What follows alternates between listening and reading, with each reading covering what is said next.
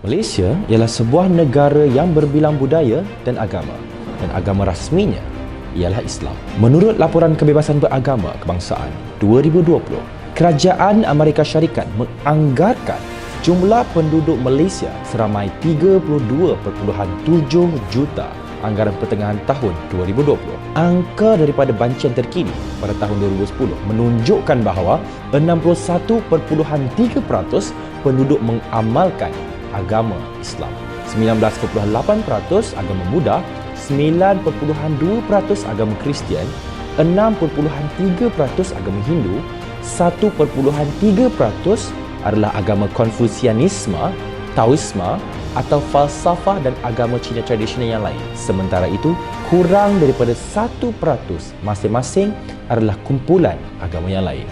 Persoalannya, sekiranya agama Islam dan agama-agama yang lain datang daripada satu pencipta yang sama, mengapa mereka berbeza? Selamat datang ke Non-Muslim Bertanya, Al-Quran Menjawab. Sejak daripada Nabi Adam sehingga kepada Nabi Muhammad SAW, semua rasul diutuskan dengan satu seruan, iaitu penyerahan menyeluruh umat manusia kepada satu Tuhan, iaitu Allah Subhanahu Wa Taala. Perkataan Islam berasal daripada bahasa Arab yang membawa maksud selamat, sejahtera dan harmoni, iaitu patuh dan menyerah diri hanya kepada Allah Subhanahu Wa Taala semata-mata. Seseorang yang taat perintah dan larangan kepada Allah Subhanahu Wa Taala. Islam tidak turun pada zaman Nabi Muhammad SAW sahaja, melainkan sejak zaman pertama kali adanya manusia. Allah Subhanahu Wa Taala menamakan agamanya sebagai Islam.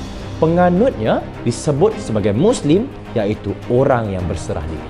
Allah Subhanahu Wa Taala berfirman dalam surah Al-Baqarah ayat 132. Ayat tersebut telah memberi gambaran kepada kita bahawa sejak zaman Nabi Ibrahim, baginda telah menyebut agamanya sebagai agama Islam.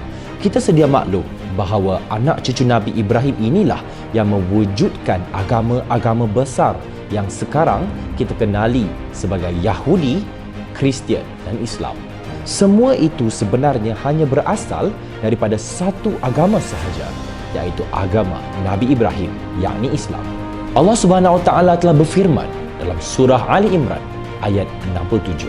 Al-Quran memberi gambaran bahawa Islam itu berasal daripada makna universal, iaitu sikap berserah diri.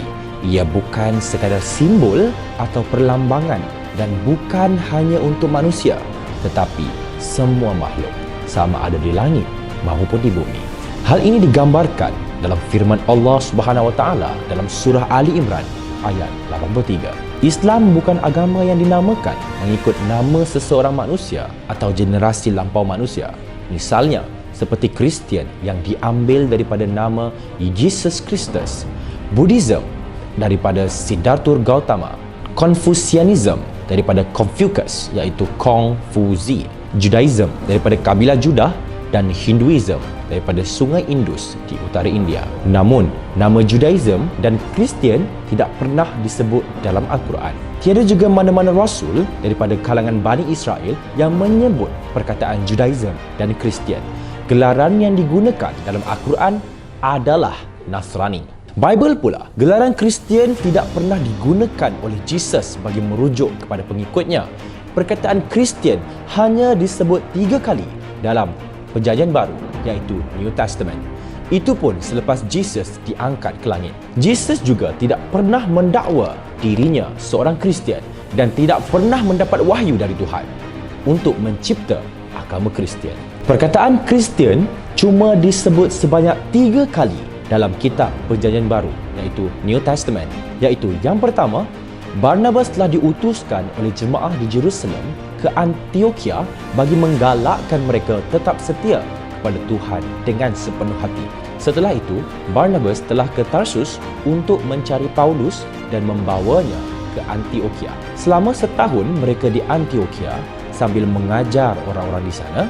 Pada masa inilah pengikut-pengikut Jesus digelar orang Kristian. Ini telah disebut dalam New Testament, Act of Apostles ayat 26.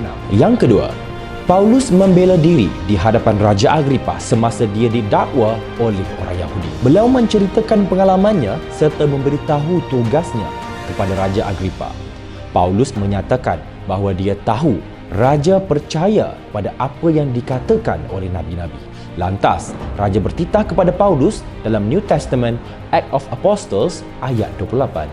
Yang ketiga, 1 Peter 4 ayat 16. Surat Petrus yang pertama mengingatkan kepada orang Kristian akan berita baik tentang Jesus. Dia mengingatkan orang Kristian yang menanggung penderitaan supaya bersyukur kerana menjadi pengikut Kristus. Daripada 3 ayat di atas, 2 daripada gelaran Kristian tersebut digelarkan oleh musuh Paulus dan hanya 1 gelaran daripada Petrus, iaitu Peter, yang merupakan sahabat kepada Jesus. Dengan kata lain, nama Judaism dan Kristian tidak berasal daripada wahyu dan firman Tuhan. Islam, nama diberikan oleh Allah Subhanahu Wa Taala dalam Al-Quran. Ia telah disebut jelas di dalam beberapa buah surah seperti surah Al-Maidah ayat 3 dan surah Ali Imran ayat 85. Konklusifnya, Nabi Adam merupakan Muslim yang pertama di muka bumi dan bukan Nabi Muhammad SAW. Islam merupakan cara hidup kepada semua manusia. Seruan ini dibawa sejak Nabi Adam sehingga Nabi Muhammad SAW, seperti firman Allah Subhanahu Wa Taala dalam surah Ali Imran ayat 83 hingga 84.